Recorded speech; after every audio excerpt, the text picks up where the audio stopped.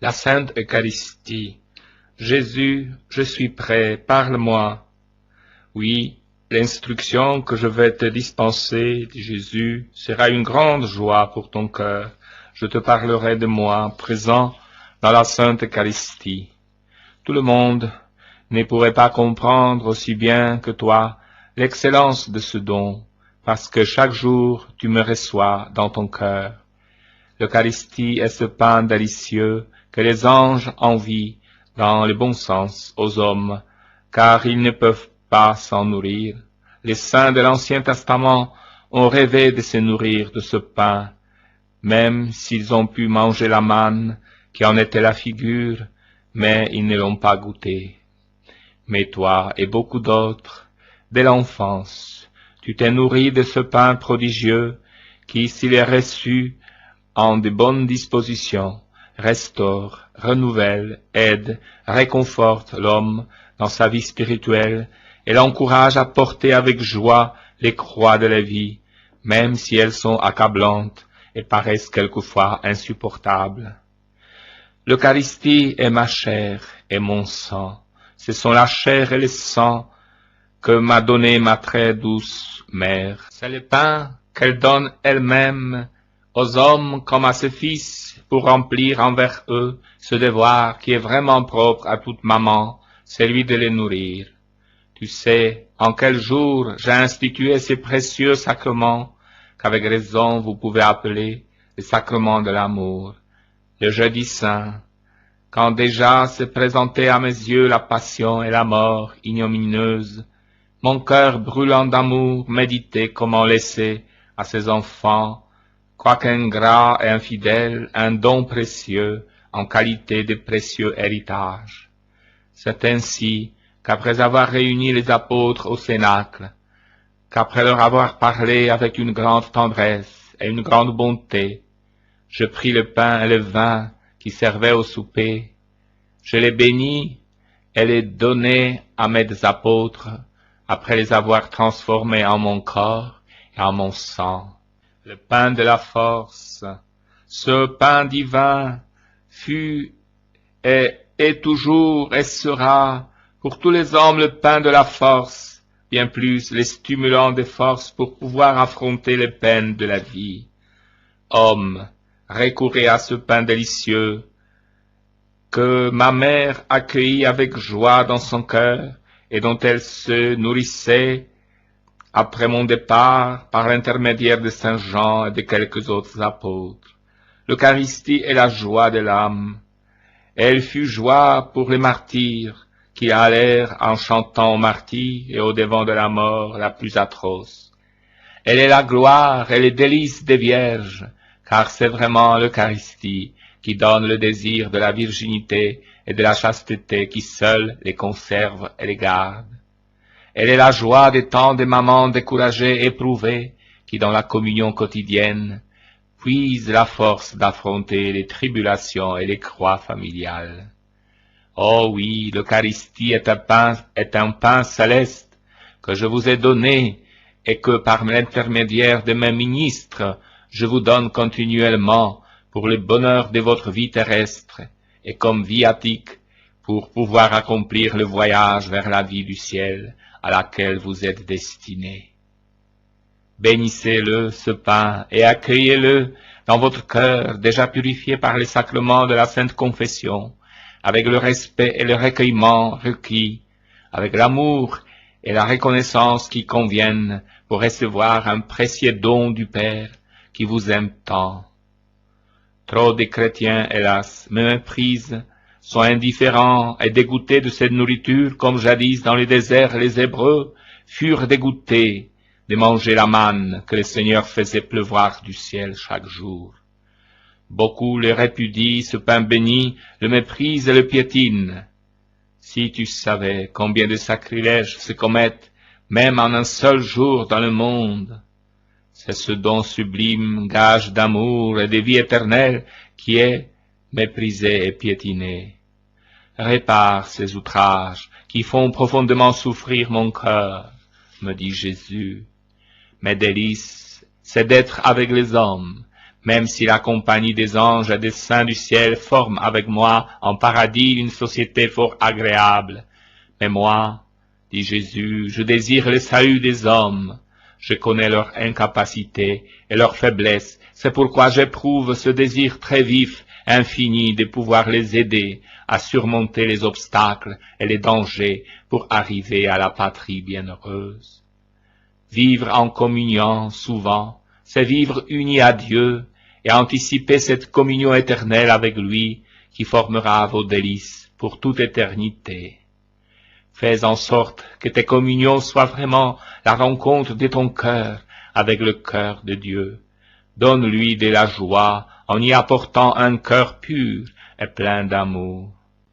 Après la communion, repose ta tête sur mon cœur. Voici que je te donne mon cœur. Écoute ses palpitations, devine ses désirs et ses espoirs, réponds à cet amour, exauce et fais tiens mes désirs et mes espoirs. Ne t'attache pas aux choses qui passent et valent peu. Sois toujours vigilant. Chaque battement de ton cœur est précieux pour moi si tu me l'offres. Et moi immédiatement, je l'offre au Père, pour vous, pour tous. Vis dans une atmosphère de ciel et apporte un peu du ciel en ce monde qui n'a qu'un goût de terre. Un jour tu verras, rassemblés en Dieu dans une étreinte unique, tous ceux que tu auras orientés vers le bien par l'exemple, la parole, la souffrance et les larmes, et pourquoi pas aussi par ton sourire et ta courtoisie. Veux-tu me dire ce que tu désires de moi, Seigneur Jésus, car il faudra bien que je corresponde à tant de grâce. Tu me dis, Jésus, laisse mûrir les choses, et moi je te promets que je t'emploierai pour accomplir des choses merveilleuses pour le bien de l'humanité. Mais demanderas-tu de souffrir d'une manière spéciale et intense? Tu sais que je ne sais pas souffrir. Tu me dis, oui, je te donnerai la souffrance, mais je te donnerai aussi une grâce plus grande par laquelle tu sauras souffrir. La souffrance est indispensable dans les œuvres de bien.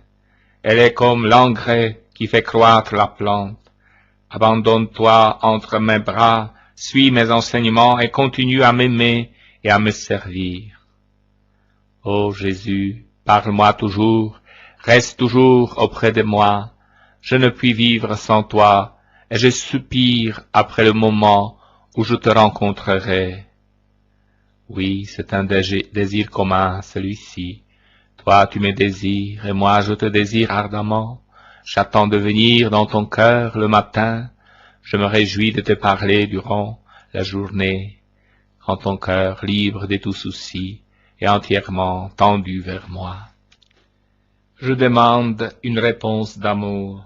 Tu me dis, Jésus, je renouvelle en moi ton esprit. Viens auprès de moi et je t'enseignerai les voies du Seigneur. Sois obéissant à la voix de Dieu, soit qu'il te parle au cœur comme en ce moment, ou à l'oreille par l'intermédiaire d'autrui, ou grâce à de bonnes inspirations qui te sont généralement suggérées par ton bon ange gardien. La voix de Dieu, méditer dans sa parole, t'invite au bien et à accomplir sa volonté, et t'invite à l'aimer et à aimer ton prochain comme toi-même. Écoute cette voix divine que Marie, ma très douce maman, écouta avec grand respect et grande crainte quand l'ange Gabriel lui parla. Elle adhéra de toute son âme avec une humilité, une simplicité et une dévotion extrême. Elle prononça ces paroles que chaque jour les bons chrétiens répètent dans la prière de l'Angélus. Voici la servante du Seigneur, qu'il me soit fait selon ta parole. Ô puissance de ce qu'il soit fait, qui donnait à Dieu la possibilité d'accomplir le plus grand des miracles, un Dieu qui se fait homme pour le salut du monde. L'acte d'obéissance de ma sainte mère commençait la grande œuvre de la rédemption. Il fut grand le fiat qui créa le monde par un acte de la volonté de Dieu, mais la rédemption est un mystère tellement merveilleux qu'aucun homme ne pourra jamais le comprendre ni l'apprécier à sa juste valeur. Or, ce Dieu qui se fait homme pour sauver tous les hommes et pour te sauver toi, ne pourra le faire sans toi. Si tu n'apportes pas ta contribution à ton salut, autant dire que tu ne pourras pas être sauvé si tu ne réponds pas à l'appel de Dieu. C'est avec raison que mon grand Augustin a dit, Dieu qui t'a créé sans toi ne pourra te sauver sans toi. La première fois, tu fus appelé à la vie. Déjà tu existais dans la pensée de Dieu, qui de toi connaissait et connaît tout. Puis, tu fus appelé par ton nom au saint baptême, et ce nom, moi, je le connais. Tous les noms de tous les hommes, je les connais. Ces noms sont chers à mon cœur, mais je ne pourrai pas tous les appeler au ciel parce que beaucoup d'entre eux ne répondent pas à mon appel. Après le baptême et les sacrements qui suivent, tous expressions d'amour de ma part, j'ai continué et je continue encore d'appeler les hommes. Je les appelle à une vie de moralité et de piété plus intense. Je les appelle à la sainteté, à la perfection. Je les appelle à me suivre dans la voie des commandements de Dieu et de mes conseils. Je les appelle à l'amour. Oui, après avoir donné à l'homme la vie, don d'amour, je l'appelle et je lui demande une réponse d'amour. Veux-tu adresser cette invitation à toutes les personnes que tu rencontres, pour qui tu es institué prêtre catholique? Tu leur diras que le Seigneur veut d'elles une réponse d'amour à son divin appel, que cesse dans le monde, dans les familles, dans les individus la haine et les querelles.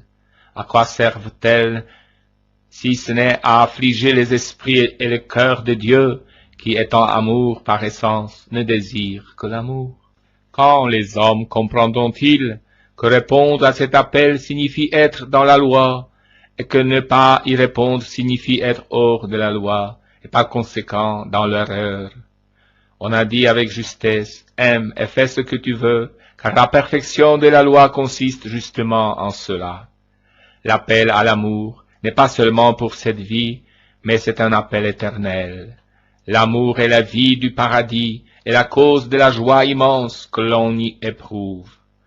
C'est l'amour qui accueille comme en un immense océan tous les saints qui en lui demeurent plongés.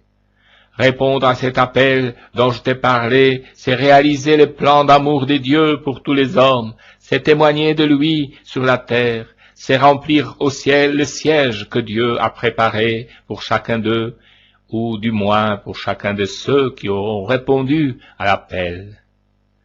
Jésus, appelle-moi, je t'en prie, appelle-moi par mon nom, et moi je te promets de toujours écouter ta voix. Oui, tu me dis, Jésus, ne laisse jamais passer la voix de Dieu, car tu ne sais pas s'il t'appellera une deuxième fois. Crains le Seigneur qui passe. Dieu ne force pas la volonté de l'homme. Avec patience et bonté, il appelle, il invite, mais doucement.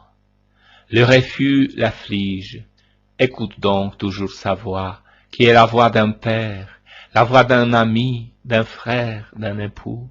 Elle veut ton bien, ton salut, ta joie, ta paix. Tu me dis, Jésus, je suis Jésus miséricordieux, ici présent au milieu de vous, désireux de vous parler. Je vous aime, mes enfants, et le plaisir que j'ai d'être au milieu de vous ne peut être payé de retour que par l'amour. Le monde ne comprend pas cela, mais vous qui me suivez en aimant ma douce mère, oui, vous êtes en mesure de me comprendre. Aimez-moi, car je suis désireux de vous faire du bien et d'en faire à vos familles, à travers l'amour que vous me portez. Aimez le chapelet et propagez-le. Apprenez le chapelet de la miséricorde divine et faites-le dire aux autres qu'il entre dans chaque famille. Cette prière pour que le démon puisse s'en aller. Et surtout par cette prière que le ciel vous a donnée, vous pourrez vaincre les terribles batailles que le démon et la vie elle-même vous réservent. Priez et aimez. L'amour est un rayon de la divinité qui pénètre dans votre cœur et vous permet de communiquer avec moi et avec les hommes. Aimez, car seul l'amour durera éternellement. Tout passe, même la foi disparaît au contact de la réalité.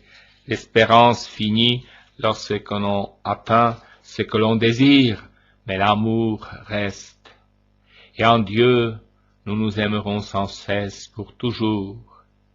Il est bon de commencer dès à présent ce qui continuera pour toujours.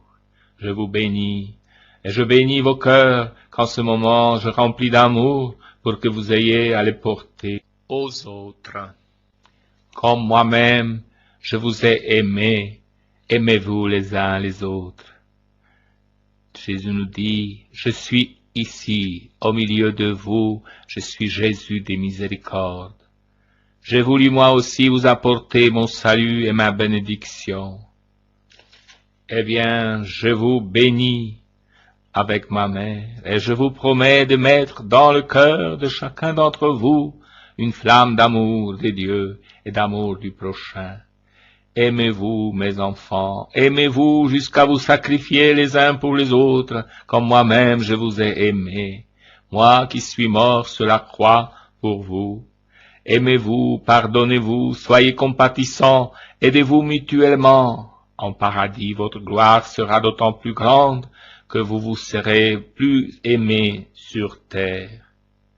Aimez ma mère, qui est la porte du ciel, et qui demeure toujours avec vous pour vous bénir, vous aider, vous soutenir et vous guider vers moi sur la terre pour ensuite vous emporter avec elle au ciel.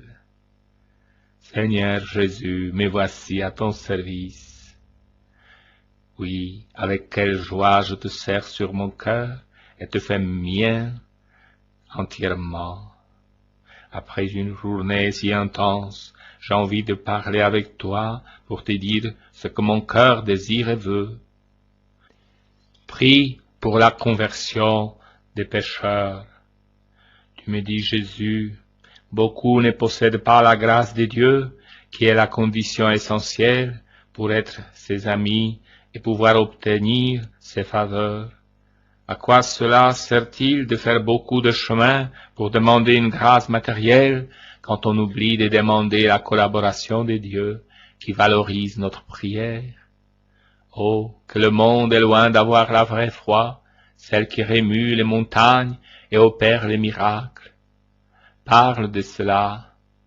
Invite les gens à s'approcher des saints sacrements avec foi et dévotion pour être en mesure, après avoir purifié leur âme, de recevoir mes faveurs.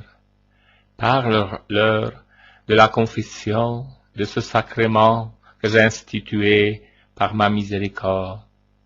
Quand leur âme est purifiée, ils voient les choses sous un autre aspect. Ce qui auparavant semblait insupportable, avec l'aide de la grâce, paraît facile. Ce qui afflige tellement leur esprit semble plus léger et supportable, si bien que la vie spirituelle rénovée apporte même un bienfait matériel. Tu me dis, Jésus, quand il t'arrive de demander au Père quelque don matériel ou quelque grâce spéciale pour toi ou pour les autres, demande-toi auparavant, en ce moment, est-ce que je mérite les grâces du Seigneur? Jésus habite-t-il en moi par sa grâce pour prier en mon nom, pour s'unir à moi dans la prière et pour m'appuyer par ses mérites? Si tu peux répondre affirmativement, demande donc, il suffira qu'à ta demande tu ajoutes ces mots, si cela est pour le bien de mon âme et pour mon salut éternel. C'est ainsi, car tu ne dois jamais perdre de vue le salut éternel. Je veux ajouter autre chose, et c'est ceci. Dans la prière, cherche des grâces davantage pour les autres que pour toi, car tu peux pécher par égoïsme, même en priant, et parce que l'exercice de la charité s'exprime aussi de cette manière. Rappelle-toi le monde des souffrants, des infidèles et des pécheurs. Rappelle-toi, veux-je dire, tous ceux qui, sur la face de la terre, attendent le secours de ta prière, et sois généreux en accomplissement envers tout le monde cette œuvre d'immense de charité. Recommande-moi tes frères prêtres qui sont mes représentants sur la terre, qui devraient marcher pas à pas à côté de moi et qui très souvent se sentent faibles et incapables et seraient davantage saints s'ils faites ceci en mémoire de moi. Le geste de la communion, nous les vivons facilement. Que nous les posions à l'ancienne en ouvrant la bouche, ou que nous tendions notre main, de toute façon, nous recevons une hostie que nous mangeons. Parfois même, nous arrive-t-il de boire au calice. Que se passe-t-il dans la tête de chacun de ceux qui posent ce geste si simple? Quelle interprétation se donne-t-il de l'Eucharistie? En cette conférence, je voudrais aider à chacun à clarifier ses propres idées sur l'Eucharistie. Je ne prétends pas donner ici un catéchisme complet sur ce sacrement. Plus modestement, nous cherchons à faire comprendre deux choses. En premier lieu, la célébration de l'Eucharistie n'est pas une simple allégorie qui permettrait de mimer indéfiniment un geste important de Jésus. La plus modeste célébration de l'Eucharistie est un événement qui rend vivant pour nous les grands événements de la croix et de la résurrection du Seigneur Jésus. Cet événement est en lien avec tous les événements de nos vies. En deuxième lieu, le mot mémoire, qui est ici employé, n'a rien à voir avec nos mémoriaux qui sont de simples rappels à la mémoire. Ici, le mot mémorial a carrément le sens d'actualisation. Il nous rend présents à la scène, à la croix, au tombeau vide du Seigneur vivant aujourd'hui. Une histoire de l'Eucharistie. En effet, l'Eucharistie a une histoire. Elle n'est pas apparue un beau jour comme par magie. Elle a même une préhistoire grâce à laquelle elle plonge ses racines au plus lointain du temps, aux origines mêmes. La préhistoire de l'Eucharistie n'est rien de moins que l'amour même de Dieu. Cet amour a voulu créer l'homme, et la Genèse nous raconte comment Dieu modela à partir d'un peu de glaise le corps du premier homme. L'amour de Dieu n'a jamais voulu entériner la rupture que l'homme voulut établir entre lui-même et son Dieu. Dieu fait tout pour se réconcilier l'homme. Il fait tout jusqu'à se faire homme. Le Fils de Dieu prend pour lui, grâce à Marie, une individualité humaine, un corps d'homme. C'est ici que nous entrons dans l'histoire de l'Eucharistie, histoire ancienne. Au temps des Gaulois, au temps des antiques Romains, apparut en Palestine un certain Jésus. Très vite, la foi chrétienne reconnut en lui le Fils même de Dieu fait homme. Vrai Dieu et vrai homme, tellement vrai de part et d'autre que ce Jésus pourra dire « Qui m'a vu a vu le Père ». C'est ici que commence l'Eucharistie proprement dite. C'est ici en effet que commence à vivre le corps de Jésus. Lorsque nous disons corps, il s'agit de la symbolisation visible, palpable d'une personne. Voici que vient de naître le corps qui est le symbole de la deuxième personne de la Sainte Trinité. C'est ici que commence l'unique sacrifice chrétien. Si sacrifice signifie rendre sacré, combien ce sacrifice est-il unique, puisqu'il s'agit ni plus ou moins ni moins de la divinisation de l'humanité de Jésus. Si sacrifice signifie offrande douloureuse de soi, c'est à la crèche que commence le sacrifice de Jésus, puisque ici Dieu entre totalement dans une existence humaine, dont nous savons qu'elle ne peut se terminer que par la mort. Nul ne prend ma vie, mais c'est moi qui la donne, et je l'ai donnée en venant au monde, car le Fils de Dieu ne retint pas jalousement le rang qui l'égalait à Dieu, mais il s'est anéanti jusqu'à la mort et la mort de la croix. Lettre aux Philippiens 2, 7 à 8. La scène. Au moment de la scène, Jésus nous dit en clair son intention de toujours, l'intention même de Dieu. Si Dieu s'est fait homme, ce n'est pas pour rencontrer et sauver seulement ses compatriotes contemporains. C'est bien pour rencontrer et sauver tous les hommes. Aussi, au soir du jeudi saint, il prend du pain et du vin, quoi de plus simple, et il dit que désormais le rôle que jouait son corps, rendre présent Dieu même, serait tenu par le pain et le vin, sur lesquels seraient prononcées les paroles mêmes qu'il vient de prononcer. Mais ce n'est qu'après Pâques que les disciples donnèrent à cette annonce tout son poids. En effet, au lendemain du jeudi saint, le corps de Jésus est crucifié. Mais 3 jours après, ce même corps ressuscite. Désormais, le corps de Jésus, son humanité, possède toutes les prérogatives divines. Il n'est plus esclave ni de la matière, ni de l'espace, ni du temps. Il peut rencontrer tout homme qui ne le refuse pas. Il peut se rendre intérieur à tout homme. C'est alors que peut commencer l'histoire contemporaine de l'Eucharistie. Histoire contemporaine. Aujourd'hui, nous, chrétiens de ce temps, nous avons 2 choses à accomplir. Nous avons à célébrer l'Eucharistie dans la communauté des croyants.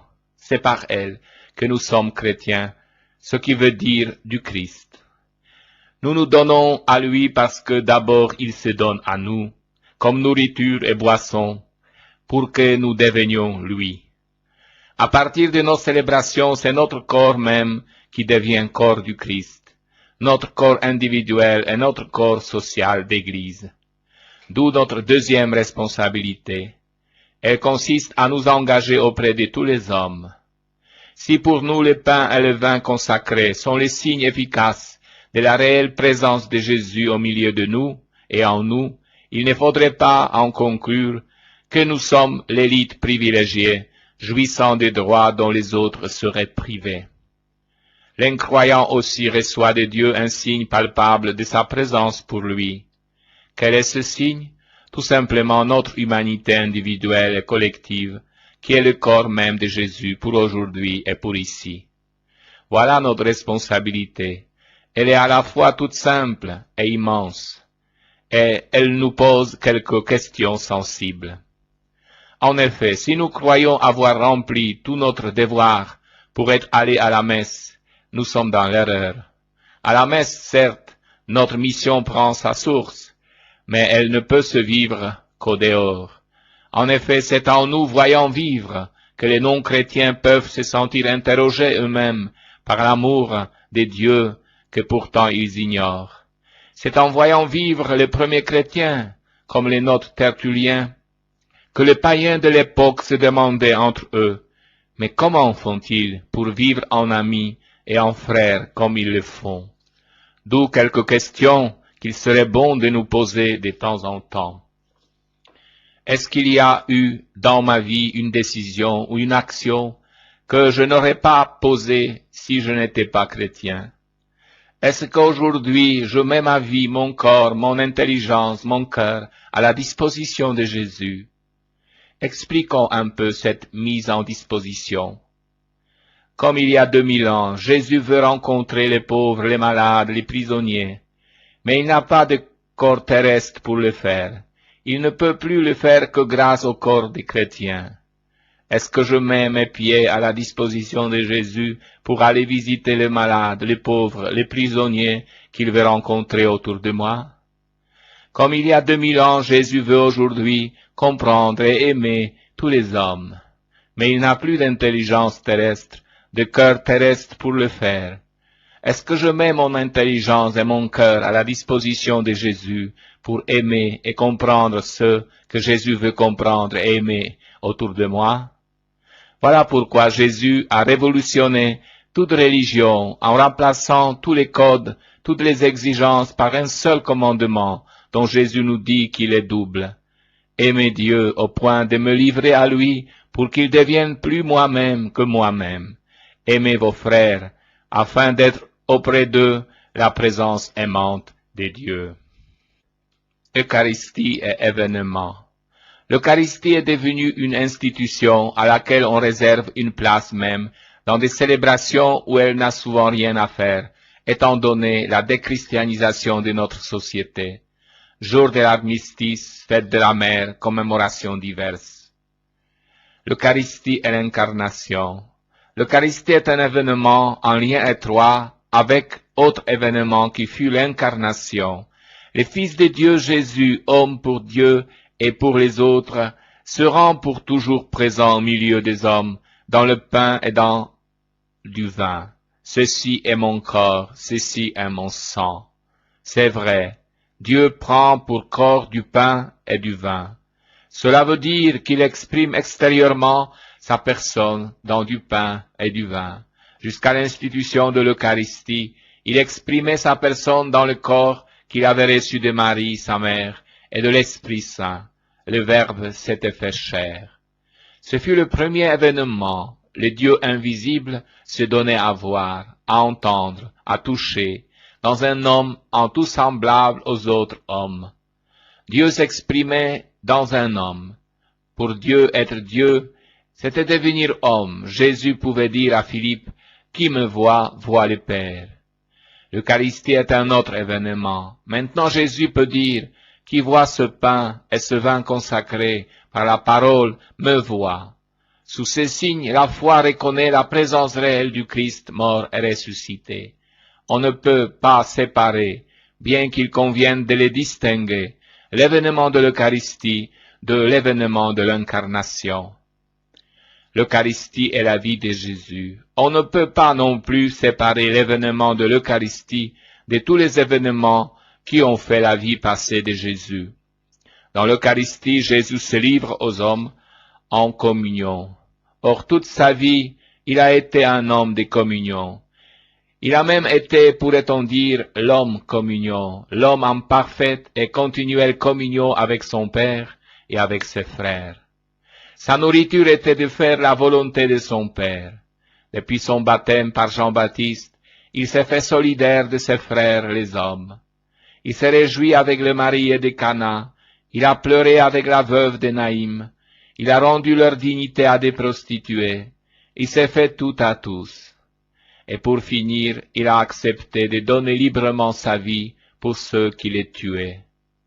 En instituant l'Eucharistie, il rend grâce à son Père d'être livré, et il choisit de se livrer sous les signes du pain et du vin pour demeurer éternellement l'homme communion. Et quand il dit « Faites cela en mémoire de moi », ce qu'il nous demande, c'est d'être comme lui, des hommes et des femmes de communion. Il nous rend capables en nous donnant son corps à manger et son sang à boire. Son corps et son sang de ressuscité, ne l'oublions pas. En vérité, on ne peut pas séparer l'événement de l'Eucharistie communion de toute la vie de Jésus, qui fut communion, ni d'ailleurs de la nôtre, dont il nous demande de faire une communion. L'Eucharistie est la croix. Celui qui dit « Ceci est mon corps, ceci est mon sang », est celui qui, dans quelques heures, va être crucifié. On ne peut séparer l'événement de l'Eucharistie de l'événement de la croix. C'est parce qu'il va mourir de communion sur la croix pour avoir aimé son Père et ses frères jusque-là, que Jésus peut se donner en communion sous les signes du pain et du vin, pain brisé comme son corps sur la croix, vin versé comme son sang. L'événement futur de la croix est présent dans l'événement de l'Eucharistie, et il l'est pour toute la suite des temps, chaque fois qu'est célébrée l'Eucharistie. On ne peut donc pas séparer l'événement de l'Eucharistie de l'avenir de Jésus, ni de son avenir de crucifié, ni de son avenir de ressuscité. Le corps et le sang qu'il livre à chaque Eucharistie sont son corps et son sang d'homme ressuscité, passé en Dieu, totalement transfiguré. Il est présent en nous et en nous tout en échappant aux lois qui régissent notre espace et notre temps. L'événement de l'Eucharistie est inséparable de l'événement de la résurrection. L'événement de l'Eucharistie opère une fracture. Quand Jésus l'institue, il est dans une fracture de sa vie. Il est en face des forces hostiles qui vont introduire une fracture dans son existence, la fracture de la mort. Ces forces hostiles sont des forces des non-communions. Jésus les affronte librement. Il les domine et en triomphe en se donnant librement à elles en communion. À ceux qui les font souffrir et le tuent, il se donne, il leur fait don de ce qu'il a de plus précieux, sa vie. C'est la manière la plus haute et la plus forte d'exprimer sa communion avec eux et de les rendre eux-mêmes capables un jour de communion. Les croyants, comme tous les hommes, connaissent tôt ou tard une fracture dans leur vie. Deuil, chômage, séparation, maladie. Cette fracture est d'une manière ou d'une autre une non-communion, révolte contre Dieu, ressentiment ou haine envers les autres.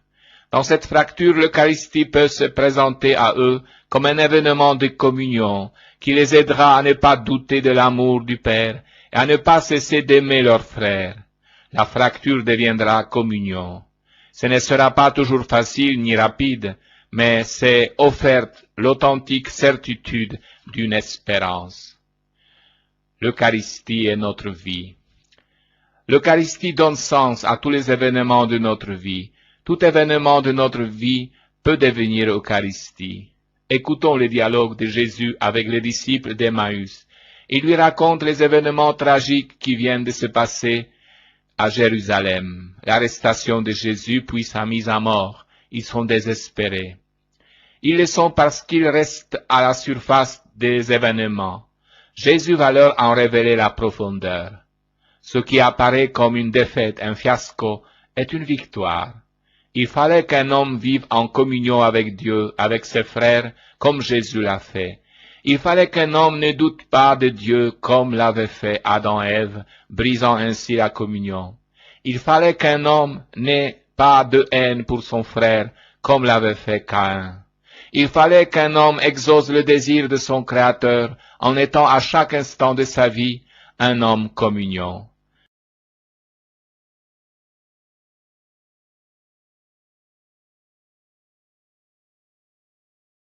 L'Eucharistie, mystère lumineux. Il leur expliqua dans toute l'Écriture ce qui les concernait. Évangile de Luc 24, 27. Le récit de l'apparition de Jésus ressuscité aux deux disciples d'Emmaüs nous aide à relever un premier aspect du mystère eucharistique qui doit toujours être présent dans la dévotion du peuple de Dieu. L'Eucharistie, mystère lumineux. En quel sens peut-on le dire et quelles sont les implications qui en découlent pour la spiritualité et pour la vie chrétienne? Jésus s'est qualifié lui-même de lumière du monde, Évangile de Jean 8, 12. Et cette caractéristique est bien mise en évidence par des moments de sa vie tels que la transfiguration et la résurrection, où sa gloire divine resplendit clairement. Dans l'Eucharistie, au contraire, la gloire du Christ est voilée. Le sacrement de l'Eucharistie est le mystère de la foi, par excellence. C'est donc précisément à travers le mystère de son enfouissement total que le Christ se fait mystère lumineux, grâce auquel le croyant est introduit dans la profondeur de la vie divine. Ce n'est pas sans une heureuse intuition que la célèbre icône de la Trinité de Roublev place de manière significative l'Eucharistie au centre de la vie trinitaire. L'Eucharistie est lumière avant tout parce que, à chaque messe, la liturgie de la parole de Dieu précède la liturgie eucharistique, dans l'unité de deux tables, celle de la parole de Dieu et celle du pain du ciel. Cette continuité apparaît dans les discours eucharistiques de Jésus, dans l'évangile de Jean, où l'annonce de Jésus passe de la présentation fondamentale de son mystère à l'illustration de la dimension proprement eucharistique. Ma chair est la vraie nourriture et mon sang est la vraie boisson. Évangile de Jean 6, 55. Comme nous le savons, c'est cela qui dérouta une grande partie des auditeurs, conduisant Pierre à se faire le porte-parole de la foi des autres apôtres et de l'Église de tous les temps. Seigneur, vers qui pourrions-nous aller? Tu as les paroles de la vie éternelle, Évangile de Jean 6, 68. Dans le récit des disciples d'Emmaüs, le Christ lui-même intervient pour montrer, en partant de Moïse et de tous les prophètes, que toute écriture conduit au mystère de sa personne. Voir l'évangile de Luc 24, 27. Ces paroles font brûler le cœur des disciples, les soustraient à l'obscurité de la tristesse et du désespoir, et suscitent en eux le désir de demeurer avec lui. Reste avec nous, Seigneur. Évangile de Luc 24, 29. Ils reconnurent à la fraction du pain. Évangile de Luc 24, 35. Il est significatif que les deux disciples d'Emmaüs, bien préparés par les paroles du Seigneur, les reconnurent alors qu'ils étaient à table, au moment du geste simple de la fraction du pain. Lorsque les esprits sont éclairés et que les cœurs sont ardents, les signes parlent. L'Eucharistie se déroule entièrement dans les contextes dynamiques des signes qui portent en eux-mêmes un message dense et lumineux. C'est à travers les signes que le mystère, d'une certaine manière, se dévoile aux yeux du croyant. Comme je l'ai souligné dans l'encyclique Ecclesia de Eucharistia, il est important de ne négliger aucune dimension de ce sacrement. En effet, la tentation de réduire l'Eucharistie à ses dimensions personnelles est toujours présente en l'homme, alors qu'en réalité, il revient à ce dernier de s'ouvrir aux dimensions du mystère. L'Eucharistie est un don trop grand pour pouvoir supporter des ambiguïtés et des réductions. La dimension la plus évidente de l'Eucharistie est sans doute celle du repas. L'Eucharistie est née au soir de Jeudi Saint, dans le contexte du repas pascal. Elle porte donc, inscrit dans sa structure même, l'essence de la convivialité. Prenez, mangez, puis prenant la coupe, il la leur donna en disant, buvez-en tous. Évangile de Matthieu 26, 26. Cet aspect exprime bien la relation de communion que Dieu veut établir avec nous et que nous devons nous-mêmes développer les uns avec les autres. On ne peut toutefois oublier que le repas eucharistique a aussi, et c'est primordial, un sens profondément et avant tout sacrificiel. Le Christ nous y présente à nouveau les sacrifices, accomplis une fois pour toutes sur les Golgotha. Tout en y étant présent comme ressuscité, il porte les signes de sa passion, dont chaque messe est le mémorial, ainsi que nous le rappelle la liturgie dans l'acclamation après la consécration. Nous proclamons ta mort, Seigneur Jésus, nous célébrons ta résurrection, nous attendons ta venue dans la gloire. En même temps, tandis qu'elle rend présent le passé, l'Eucharistie nous tourne vers l'avenir de l'ultime retour du Christ à la fin des temps. Cet aspect eschatologique donne au sacrement eucharistique une dynamique qui met en marche et qui donne au cheminement chrétien les souffles de l'espérance. Je suis avec vous tous les jours. Évangile de Matthieu 28, 20. Toutes ces dimensions de l'Eucharistie se rejoignent dans un aspect qui, plus que tous les autres, met notre foi à l'épreuve, à savoir celui du mystère de la présence réelle. Avec toute la tradition de l'Église, nous croyons que sous les espèces eucharistiques, Jésus est réellement présent. Il s'agit d'une présence qui, comme l'a bien expliqué le pape Paul VI, est dite réelle, non par exclusion, mais parce qu'en vertu de cette présence, le Christ tout entier se rend substantiellement présent dans la réalité de son corps et de son sang. C'est pourquoi la foi nous demande de nous tenir devant l'Eucharistie avec la conscience que nous sommes devant le Christ lui-même. C'est sa présence même qui donne à toutes les autres dimensions, repas, mémorial de la Pâque, anticipation eschatologique, une signification qui va bien au-delà d'un pur symbolisme. L'Eucharistie est mystère de présence, par lequel se réalise de manière éminente la promesse de Jésus de rester avec nous jusqu'à la fin du monde. Célébrer, adorer, contempler. L'Eucharistie est un grand mystère, mystère qui doit avant tout être bien célébré. Il faut que la messe soit placée au centre de la vie chrétienne et que dans chaque communauté, on fasse tout son possible pour qu'elle soit célébrée de manière digne, dans le respect des normes établies, avec la participation du peuple, y associant des divers ministres dans l'exercice des tâches qui leur incombent, avec une sérieuse attention au caractère sacré du chant et de la musique liturgique.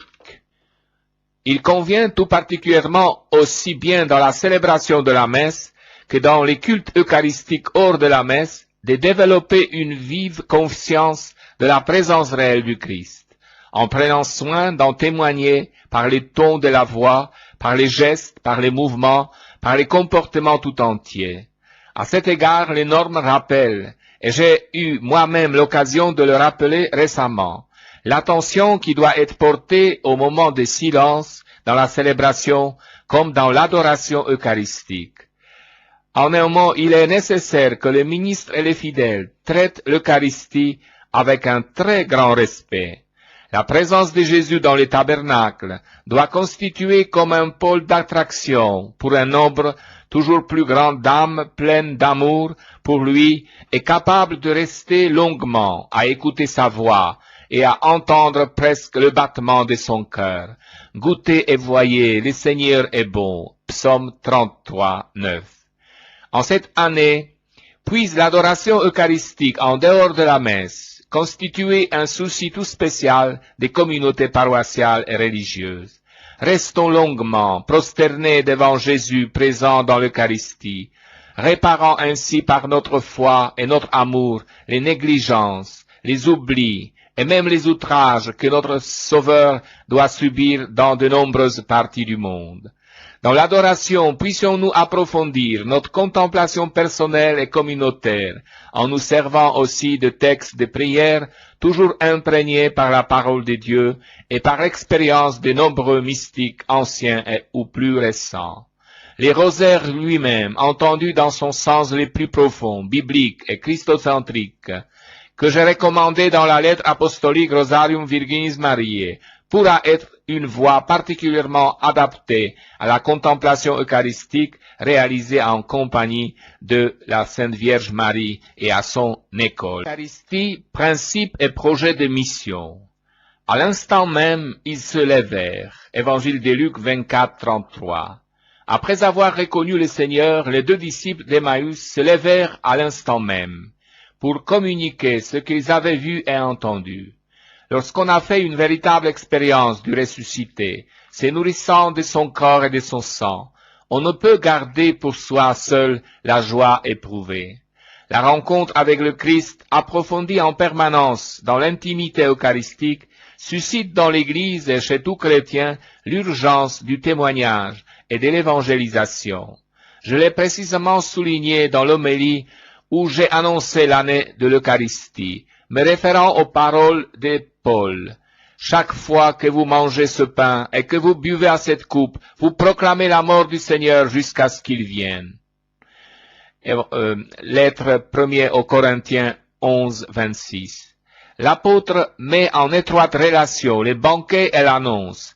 Entrer en communion avec le Christ dans le mémorial de la Pâque signifie en même temps faire l'expérience de la nécessité de se faire missionnaire de l'événement actualisé dans ce rite. L'envoi à la fin de la messe, de chaque messe, constitue une consigne qui pousse les chrétiens à s'engager pour la diffusion de l'Évangile et pour l'animation chrétienne de la société.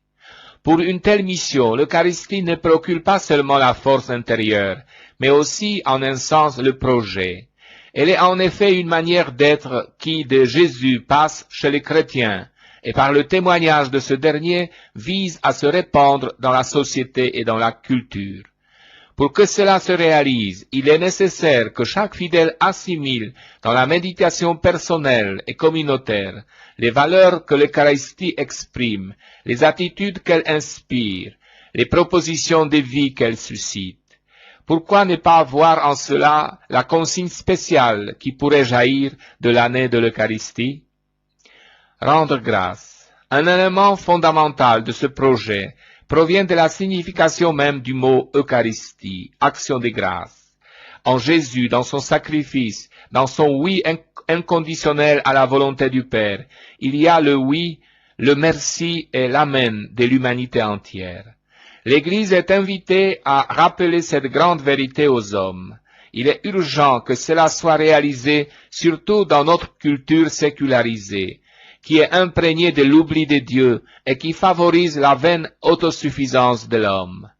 Incarner le projet eucharistique dans la vie quotidienne, dans les milieux de travail et de vie, en famille, à l'école, à l'usine, dans les conditions de vie les plus diverses, signifie, entre autres choses, témoigner que la réalité humaine ne se justifie pas sans la référence au Créateur. La créature sans son Créateur s'évanouit. Cette référence transcendante qui nous engage à un merci permanent, à une attitude eucharistique précisément, pour ce que nous avons et pour ce que nous sommes, ne porte pas préjudice à la légitime autonomie des réalités terrestres, mais elle la fonde au sens le plus authentique, en lui assignant dans le même temps ses justes limites. En cette année de l'Eucharistie, puissent les chrétiens s'engager avec plus de force pour témoigner de la présence de Dieu dans le monde. N'ayons pas peur de parler de Dieu et de porter la tête haute, les signes de la foi. La culture de l'Eucharistie promeut une culture du dialogue et donne à cette dernière force et nourriture. On se trompe lorsqu'on pense que la référence publique à la foi peut porter atteinte à la juste autonomie de l'État et des institutions civiles, ou bien que cela peut même encourager des attitudes d'intolérance. Si historiquement des erreurs en la matière n'ont pas manqué, même chez les croyants, comme j'ai eu l'occasion de le reconnaître lors du jubilé, cela ne doit pas être porté au compte des racines chrétiennes, mais de l'incohérence des chrétiens en ce qui a trait à leurs racines. Celui qui apprend à dire merci à la manière du Christ crucifié pourra être un martyr, mais il ne sera jamais un bourreau. L'Eucharistie, source et épiphanie des communions. Demeurez en moi, comme moi en vous. Évangile de Jean 15, 4. Aux disciples d'Emmaüs qui demandaient à Jésus de rester avec eux, ce dernier répondit par un don beaucoup plus grand. Il trouva le moyen de demeurer en eux par le sacrement de l'Eucharistie. Recevoir l'Eucharistie, c'est entrer en communion profonde avec Jésus. Demeurez en moi comme moi en vous. Cette relation d'union intime et mutuelle nous permet d'anticiper en quelque manière le ciel sur la terre. N'est-ce pas là le plus grand désir de l'homme? N'est-ce pas cela que Dieu s'est proposé en réalisant dans l'histoire son dessein de salut? Il a mis dans le cœur de l'homme la fin de sa parole, une fin qui sera assouvie uniquement dans l'union totale avec lui. La communion eucharistique nous est donnée pour nous rassasier de Dieu sur cette terre, dans l'attente que cette fin soit totalement comblée au ciel. Un seul pain, un seul corps. Mais cette intimité spéciale qui se réalise dans la communion eucharistique ne peut être comprise d'une manière appropriée ni pleinement vécue hors de la communion ecclésiale. C'est ce que j'ai maintes fois souligné dans l'encyclique Ecclesia de Eucharistia. L'Église est le corps du Christ. On chemine avec le Christ dans la mesure où on est en relation avec son corps. Le Christ pourvoit à la création et à la promotion de cette unité grâce à l'effusion de l'Esprit Saint.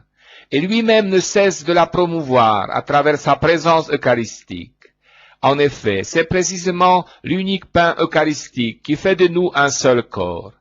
L'apôtre Paul l'affirme, parce qu'il n'y a qu'un seul pain, à plusieurs nous ne sommes qu'un seul corps, car tous nous participons à ce pain unique. Première lettre aux Corinthiens 10, 17.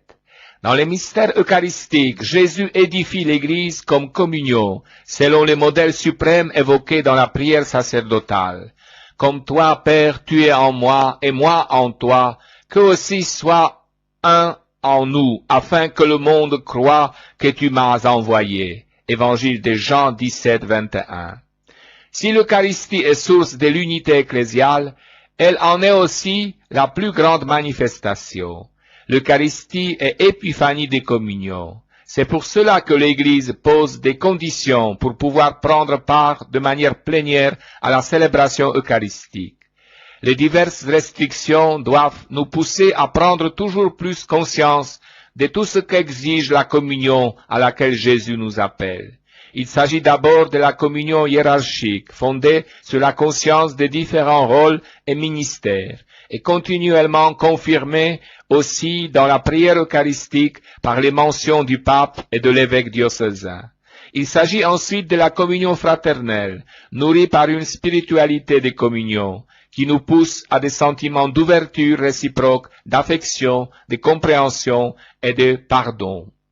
Un seul cœur et une seule âme. Les Actes des Apôtres 4, 32.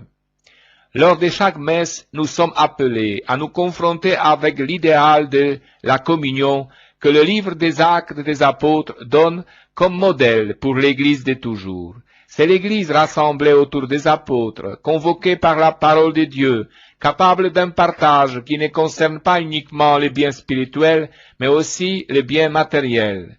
En cette année de l'Eucharistie, le Seigneur nous invite à nous rapprocher le plus possible de cet idéal, que soit vécu avec un engagement particulier les moments déjà suggérés par la liturgie pour la messe stationnale, où l'évêque célèbre dans sa cathédrale avec ses prêtres et ses diacres, avec la participation du peuple de Dieu dans toutes ses composantes. Là réside la principale manifestation de l'Église. Mais il sera louable de déterminer d'autres occasions significatives, même au niveau des paroisses, pour que l'essence de la communion grandisse, en puisant dans la célébration eucharistique une ferveur renouvelée. Les jours du Seigneur. En cette année, je souhaite tout particulièrement qu'on s'engage de manière spéciale pour redécouvrir et vivre pleinement les dimanches comme jour du Seigneur et jour de l'Église. Je serais heureux si l'on méditait à nouveau ce que j'ai écrit dans la lettre apostolique Dies Domini. En effet, c'est justement lors de la messe dominicale que les chrétiens revivent avec une intensité particulière l'expérience faite par les apôtres réunis les soirs de Pâques lorsque le ressuscité se manifesta devant eux. Voir Jean, évangile de Jean 20, 19.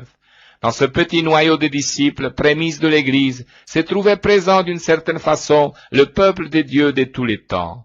Durant cette année de grâce, les prêtres, dans leur engagement pastoral, auront une attention encore plus grande pour la messe dominicale, en tant que célébration au cours de laquelle la communauté paroissiale se retrouve d'un seul cœur, y voyant aussi la participation habituelle de divers groupes, mouvements, associations qui y sont présents.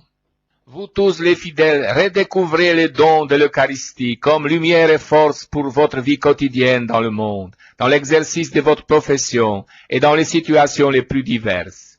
Redécouvrez-le surtout pour vivre pleinement la beauté et la mission de la famille. Enfin, j'attends beaucoup de vous, les jeunes, tandis que je vous rappelle le rendez-vous de la Journée mondiale de la jeunesse à Cologne. Le thème choisi, nous sommes venus pour l'adorer, évangile de Matthieu 2:2, peut vous suggérer de manière particulière l'attitude juste pour vivre cette année eucharistique. Dans votre rencontre avec Jésus caché sous les espèces eucharistiques, apportez tout l'enthousiasme de votre âge, de votre espérance, de votre capacité à aimer. Les exemples des saints sont devant nos yeux. Dans l'Eucharistie, ils ont trouvé la nourriture pour leur chemin de perfection. Combien de fois n'ont-ils pas versé des larmes d'émotion en faisant l'expérience d'un si grand mystère? Et combien de fois n'ont-ils pas vécu des heures indicibles de joie sponsale devant les sacrements de l'autel? Par-dessus tout, que la Sainte Vierge, qui a incarné dans toute son existence la logique de l'Eucharistie, nous aide. L'Église, regardant Marie comme son modèle, est appelée aussi à l'imiter dans son rapport avec ce mystère très saint.